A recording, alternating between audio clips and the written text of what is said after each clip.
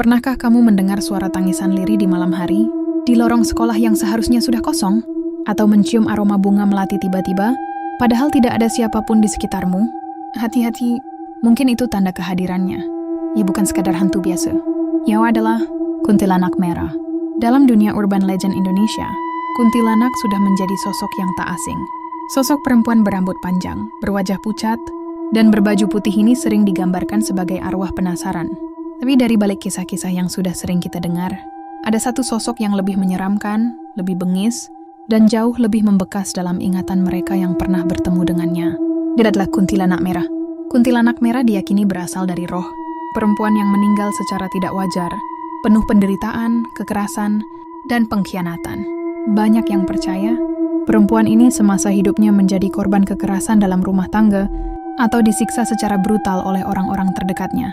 Ada pula versi yang menyebutkan bahwa ia adalah seorang siswi yang diperkosa lalu dibunuh oleh teman-temannya sendiri di sebuah ruang kelas kosong. Tubuhnya dibuang, disembunyikan, dan tak pernah ditemukan. Rohnya pun gentayangan. Tapi karena kematiannya dipenuhi kebencian dan rasa tidak terima, ia tidak menjelma sebagai kuntilanak biasa, melainkan menjadi kuntilanak merah, simbol dari dendam dan kemarahan. Berbeda dengan kuntilanak, biasa yang mengenakan baju putih, dan lebih banyak menangis dalam senyap, kuntilanak merah berpakaian serba merah, kadang dengan bercak-bercak darah. Wajahnya tak seanggun sosok-sosok hantu lainnya. Ia memiliki ekspresi penuh amarah, dengan mata merah menyala, senyum lebar mengerikan, dan kuku panjang berwarna hitam keunguan. Ia tak hanya menampakkan diri, ia menyerang.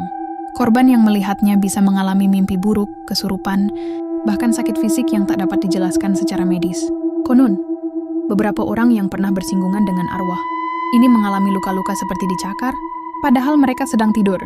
Salah satu tempat favorit kuntilanak merah menampakkan diri adalah sekolah tua, terutama ruang musik, gudang alat, atau kamar mandi perempuan di ujung lorong. Ada banyak kesaksian dari para penjaga malam atau murid yang dihukum pulang telat.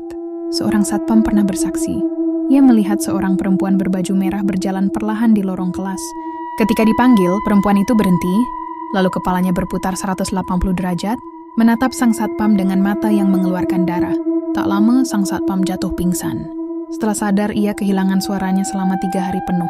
Di kota lain, sebuah SMA terkenal pernah mengosongkan satu ruang kelas karena terlalu banyak kejadian aneh. Siswa sering mendengar suara perempuan tertawa pelan dari jendela kelas. Tapi saat diperiksa, ruangan kosong. Bahkan CCTV sekolah merekam bayangan perempuan merah melayang di langit-langit kelas sebelum hilang begitu saja. Cerita ini datang dari seorang gadis bernama Raisa, siswi kelas 11 di sebuah SMA negeri di Bandung. Suatu hari, ia harus pulang telat karena latihan teater. Saat naik ke lantai 3 untuk mengambil kostum yang tertinggal, ia merasa hawa dingin menyelimuti lorong. Sekolah sudah sepi, tapi dari ujung lorong, ia mendengar suara langkah kaki, perlahan, berderak, lalu berhenti. Raisa menoleh. Tak ada siapa-siapa. Tapi tiba-tiba, terdengar suara tertawa lirih di belakangnya. Ia berbalik cepat, dan melihat sosok perempuan berdiri di tangga, menatapnya dengan mata merah membara, bibir sobek yang menyeringai, dan gaun merah yang basah seolah berlumuran darah. Raisa lari secepat mungkin, terjatuh 2 kali sebelum berhasil mencapai bawah. Tapi sejak hari itu, ia tak pernah kembali ke sekolah. Bahkan hingga kini, ia masih menjalani terapi psikologis karena trauma berat. Jika kamu pernah merasakan hal-hal berikut, berhati-hatilah, mungkin ia sedang mengintaimu. Bau melati atau anyir darah tiba-tiba muncul di tempat kosong. Suara tawa perempuan di tempat yang sunyi. Lampu berkedip-kedip tanpa sebab. Mimpi buruk berulang yang selalu berakhir di sekolah atau kamar mandi tua. Cakar di tubuh saat bangun tidur. Konon, jika seseorang sudah mulai disukai oleh kuntilanak merah, ia akan diikuti terus, bahkan hingga ke rumah.